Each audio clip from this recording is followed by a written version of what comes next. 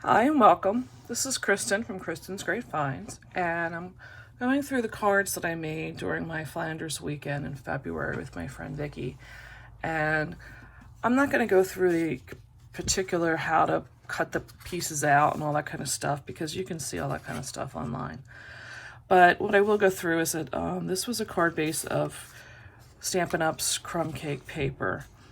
And I wanted to try this card because it was this napkin cutting and it really intrigued me. I really love Christmas. I love the more nostalgia Christmas, and this kind of really fit that motif of something being different, looking really nice. And I didn't think it was going to be too hard. So the concept is that you take a piece of cardstock, and again, there's videos out there, which is where I saw it, was on Pinterest. And I think it's from some designer from Memory Box. And that's what Memory Box has these. I'll try to put the link in there, but these were Memory Box dies. But the concept is you put a piece of cardstock down, and then you just put an everyday dinner, cheap napkin, paper napkin on there, and you throw them through and you cut them. So the frame came out very well, and this is 4 different pieces of these, what makes up the wreath, and then you cut out, this is a different die for joy. So they went through okay, but what winds up happening is they start to separate off the cardstock for some reason with this one, and I don't know why.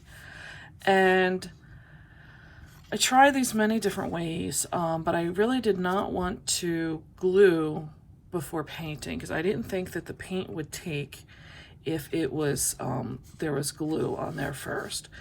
So they talk about they used watercolor paints. I didn't care for that. I don't paint generally anyway. I'm not a person that likes to do a lot of shading and stuff because I'm just not good at it. So what I wound up doing was a watercolor marker, I'm sorry, a watercolor brush with paint. I would take the inker of Stampin' Up on the lid of the stamp pad, and I would put water, like I was going to watercolor, and just take a little bit of the dye out of the lid with the drop of the re-inker on there, and it would give me just enough to color. And what you'll find is that as soon as you take that water onto that napkin, the napkin part of this just draws the paint out of the brush. It was amazing to watch. So I had to kind of watch where I was putting this down because I did a brown here. This was Mossy Meadow. This here was soft suede, and this was cherry cobbler. And I had to really watch so that I didn't get a time. I mean, if they bleed into one another, they really just didn't look different. I mean, it was nice, but I am finding that I had to go back and glue down afterwards some of these pieces, and some of this I'm going to want to come back and probably hit with the marker of, let's say, cherry cobbler there. But you have to kind of wait till they dry to see what they're going to do because the paper does crinkle up. This here was a watercolor paint I bought at Hobby Lobby that's just metallics, and this was a gold metallic I did here, and a gold foil. So if you're going to try this, the other thing I found was that there were certain napkins I bought. We have a ShopRite chain here that's a grocery store. I had their everyday brand of napkins, and they worked very well, and I ran out. And then I bought ones at CVS because I was trying to prep and be quick about my weekend. And for some reason, the CVS brand, with whatever they have in theirs, I could not get, even just from the initial running it through the die machine, to even stick to the cardstock.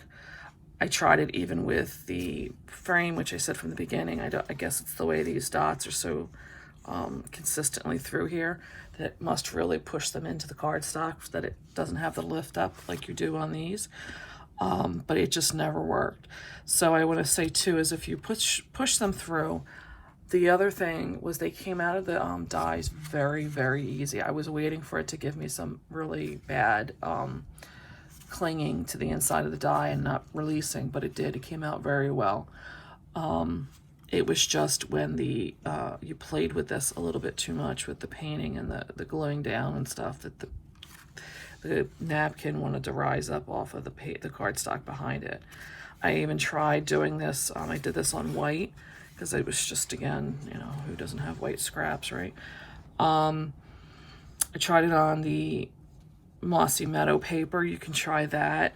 I thought that was a little nicer, but what I found was I didn't like the green coming behind the red, but that was just me. So I hope you like this card. I didn't finish them. I do have a layer of Mossy Meadow and then the crumb cake paper I'm going to use on the inside. I have them prepped, but what I found when I got down there is I didn't have a nice sentiment that I wanted, so I was going to do that on the inside.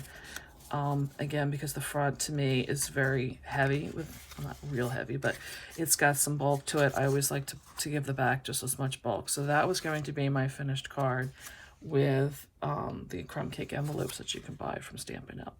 So I'd love to hear what you think of the card. I hope that helps you if you decide to make one of these. I'd love to hear what your experience was, because I do like this and I would like to make other cards with the same concept. So I'd love to hear from you.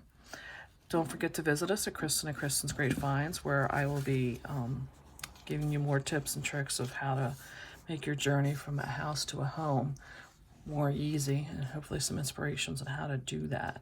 So have a nice afternoon.